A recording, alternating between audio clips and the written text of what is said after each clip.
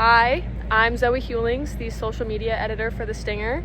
And hi, I'm Lamaya Helms, the deputy culture editor for The Stinger.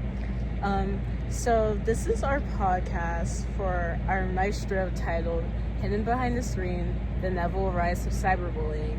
And for our story, we conducted a poll that 312 students took from our school, answering some questions.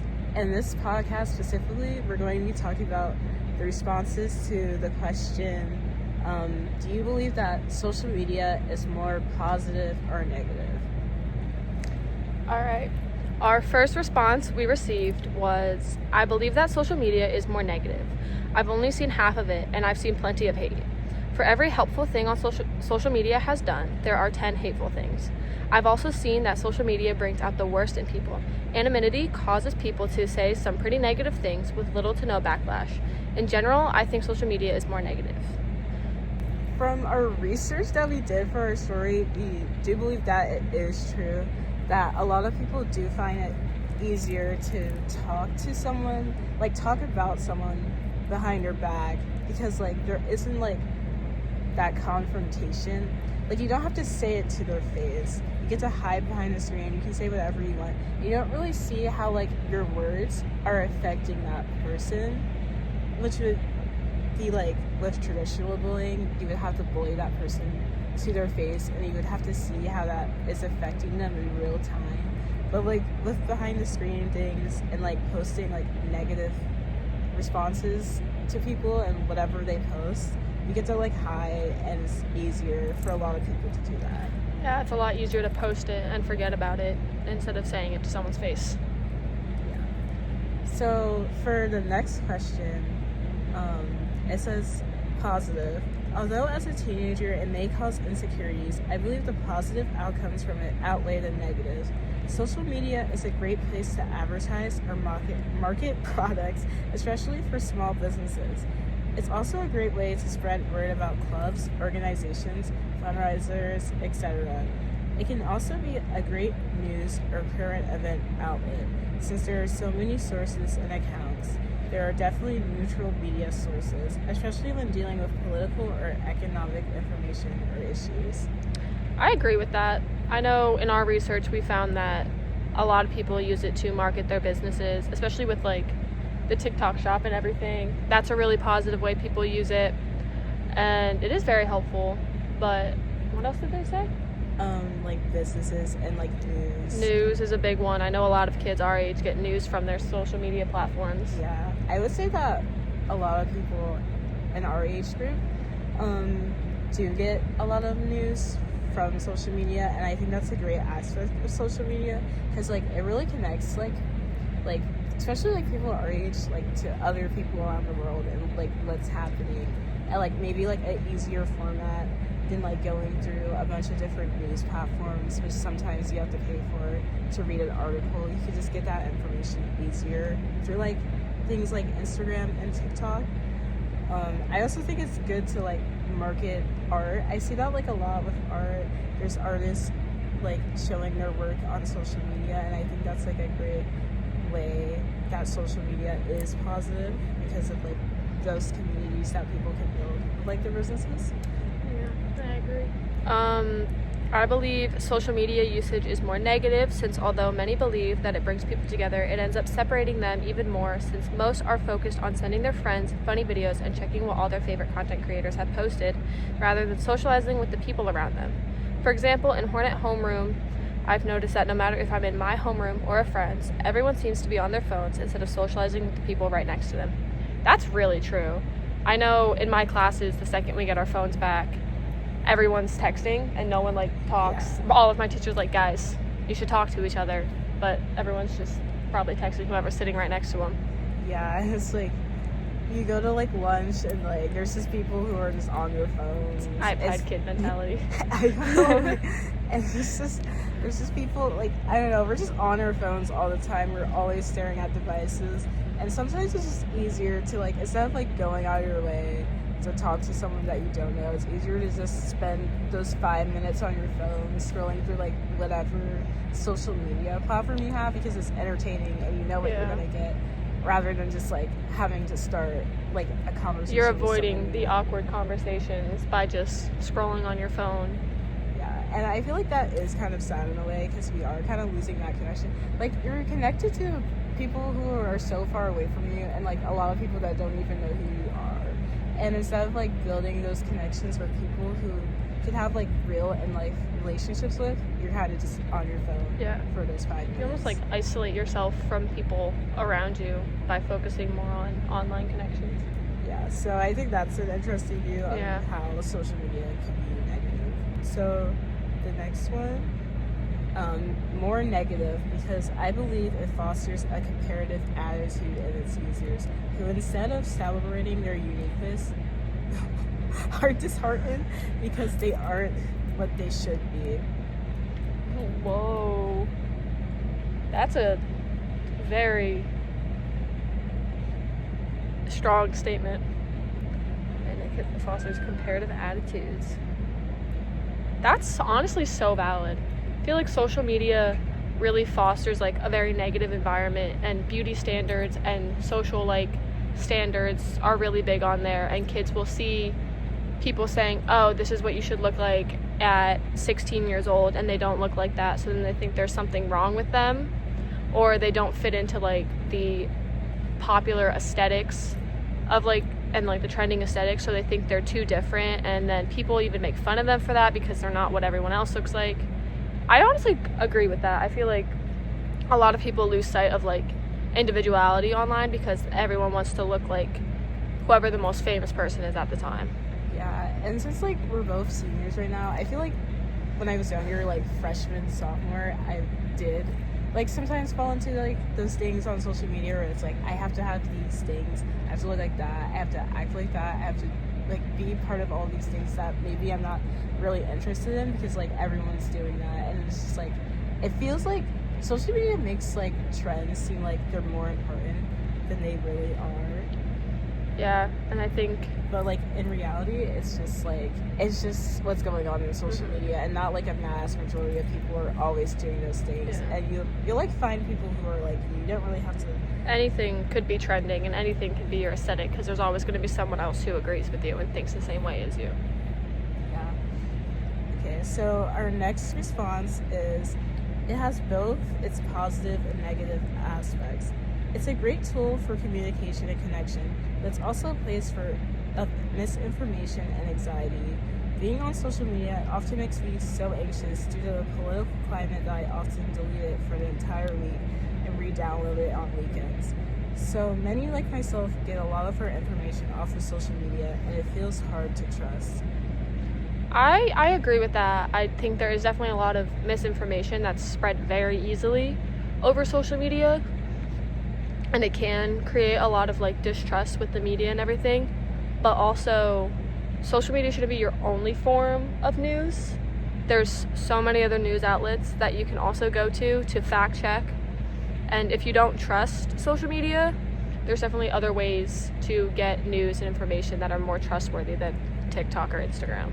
I mean, what you're listening to right now is actually a student newspaper, so that's a different news outlet for you to read, like student news sources. But there's so many places to get news, and really you just need to be like, I don't know, proactive with looking for the right information and looking for the information that you're trying to check. Yeah, and you just have to make sure what you're getting is true, and just to be like aware of what you're reading. Check multiple sources if you're unsure. If one thing tells you something doesn't mean it's necessarily true. Yeah. Okay, so for our next response, it says both. So both positive and negative. But the negatives consistently outweigh the positive. Social media provides a platform for a plethora of adverse consequences. Example, the propagation of toxic, misguided social agendas, controversial misinformation, dissatisfaction with one's circumstances and compared to others, etc. The people who use social media the most are often the least open-minded, and given the universal access to social media, why would they need to be? There will always be another person, group, or online community with the same perceptions and ideas, which is dangerous because these perceptions and ideas can be fundamentally harmful to society at large. Anyone can use social media and find like-minded people, no matter how harmful those ideas may be. Without social media, there is no easily accessible or obvious platform for hate to propagate. Sure, it will always find a way, but this medium makes it easy and fast. Furthermore, the most impressionable demographic of society, our teens, are exposed to all of social media in a filtered fashion, meaning these problematic ideas with powerful rhetoric are able to easily and effectively pollute the future of society. I would like to say, whoever wrote that, please join the Stinger, because that was a beautiful response. Yeah. I agree with the fact that it's very easy to find like-minded people on social media, and that people can become very strong about their opinions very fast because they find others who agree with it. But I don't necessarily think it makes you less open-minded, because I feel like you're also exposed to a lot of other opinions at the same time. I guess in a way, depending on what social media platform you're on, there is a way where the feed that's getting fed to you is just what you want to see. Mm-hmm. So maybe you're not being exposed to different demographics. For an easy example would be book talk. Sometimes it's easy to get stuck in one genre of book talk where you're just getting the same 5 books recommended to you, and you're not seeing all the other things that could be offered to you. So I can see what this person is saying about that negative accent, and all I would say to that would be just when you're using social media, just acknowledge that the things that you are getting are filtered to you, and if you want to expand your thoughts and perceptions, you have to actively seek that out and actively change your feed to see other people's perspectives and other things that are happening in the world. Yeah, your algorithm is very tailored towards you and what you like and what you favorite. So if you consistently favorite the same book, you're going to keep getting that book. So if you want to branch out, you have to actively look up different books to change your algorithm to better curate to your interests and a broader spectrum of what you're looking for. Yeah. But I do understand what this person is saying, because that could be a really dangerous effect of social media, because with that connection, it could be bad connections, but there could also be good connections, so it could be very easy to get stuck in a one-sided opinion or side of social media. I believe that social media is more negative. Social media has a lot of positives and is able to make voices heard that usually aren't heard. However, there are always negative comments on every single post out there. People always make fun of the next person and judging people without even meeting them. Gossip and rumors spread so much easier, and it honestly ruins people's lives. No matter how much positive is seen, there always ends up being negative to go with it. That's very true. I feel like you can scroll far enough in any comment section and you will find hate comments. Even when certain words are filtered out of comments, people find ways around it. And I've seen a lot of things with popular influencers or even friends who people hate on them, and then they can't use social media anymore because it's just to the point where they mentally can no longer take it, which is a really big issue that I feel like a lot of people don't acknowledge. Is hate comments actually hurt people, and it's not just some random person behind a screen. It's a real person, and things you say do have a lasting impact on that person and their lives. Yeah, and I feel this comment specifically is very related to what our maestro topic is about. Not just cyberbullying, but the story that we were writing about Sienna and what she went through, because she was on social media and there were her old friends spreading these negative things about her on social media, and it really did impact her life in a negative way. And I think that we as society and as people in general just need to be more empathetic when it comes to communicating with other people. You can have problems with someone, you can have issues with them, but it's never the right thing to make their life miserable or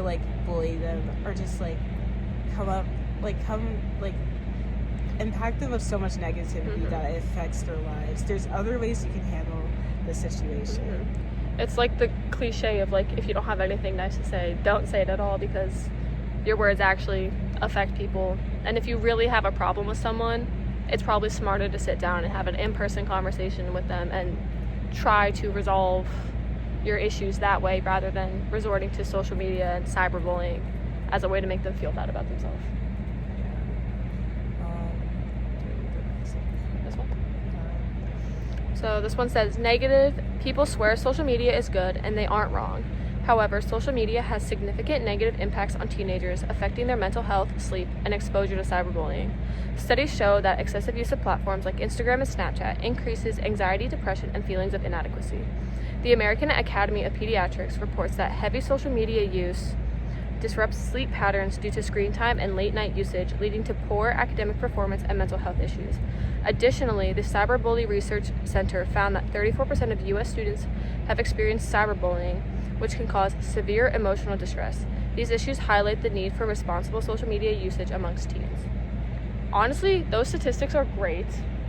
Yeah, I really like that this person did like research to answer this question. And even in our research, we found similar things where there are a lot of students who have experienced one form of cyberbullying, whether it be name calling or online harassment or just like false rumors being spread. Cyberbullying is a lot more common than I think people tend to acknowledge. Yeah. And I feel like the mental health aspects of social media is talked about quite frequently, like the anxiety and the depression and like scrolling to like the point where it's like affecting your sleep.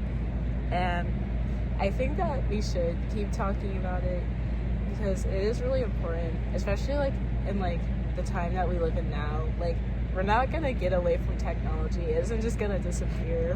We need to learn how to like live with it and use it properly, so it's not negatively affecting our lives. It's just like it's supposed to like enhance our lives, you know?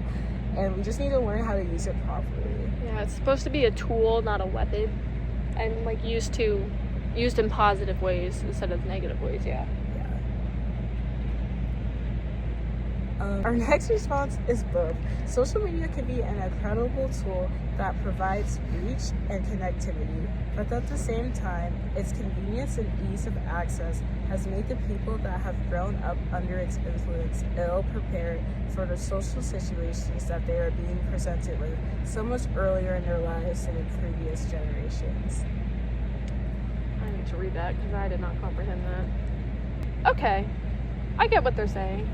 My mind goes to like the Sephora kids and like the kids younger than us who grow up online and with online influence and seem to grow up faster. Like, they want to grow up faster, but their maturity level's not there. So then when they're in these more mature situations at a younger age, they don't handle it properly because the emotional maturity is not there yet. I also take it as like, since like communicating through devices is so easy, like sometimes you forget how to communicate in person. Like, you're so used to like sending emails, sending a text, but what happens when you need to make an actual phone call and talk to like a professional about getting a job? Like, what happens when you need to have an actual interview face to face with someone and you can't hide behind the screen, like through that ease of like connection? You have people lose the ability to think on the spot and have authentic conversations, because with emailing and texting, you can like read the text, wait a couple hours, go back and think about a response, and then respond. Whereas like interviews and professional situations, you have to be able to have appropriate, mature responses on the spot.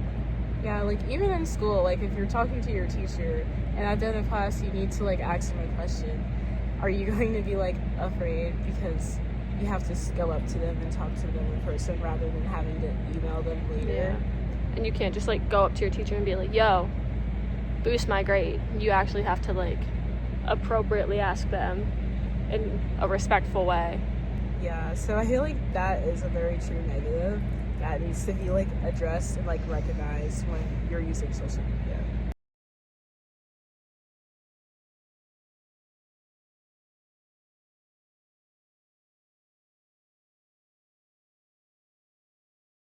I think this is also our last one.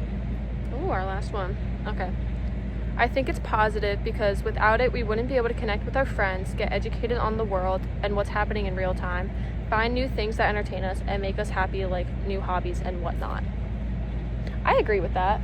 Yeah, I feel like that's a really simple positive, you know? You get to see what's going on, you get to have fun, you get to hang out with your friends, you get to make silly videos, you know?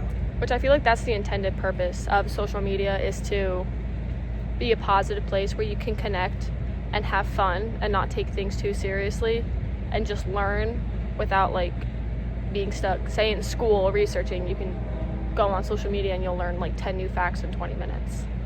Yeah, and I feel like sometimes like that like innocent like use of social media gets lost in all the negatives, and really it's like it's just supposed to be like a fun place where you get to meet. Anyway, that concludes our podcast. That's all the questions we had. There were a lot more, but we just chose the ones that we felt were Stood out the most. Yeah, and we're very grateful for everyone who responded to the poll that we had out earlier. So for further information about like our story, whatever, you can go on the Stinger website, StingerEHS.com. You can follow us on Instagram at StingerEHS. You can pick up a physical copy of the paper in any of the green boxes located around the school. And you can also find one of us or any of our other lovely editors and ask them for more information. Thank you.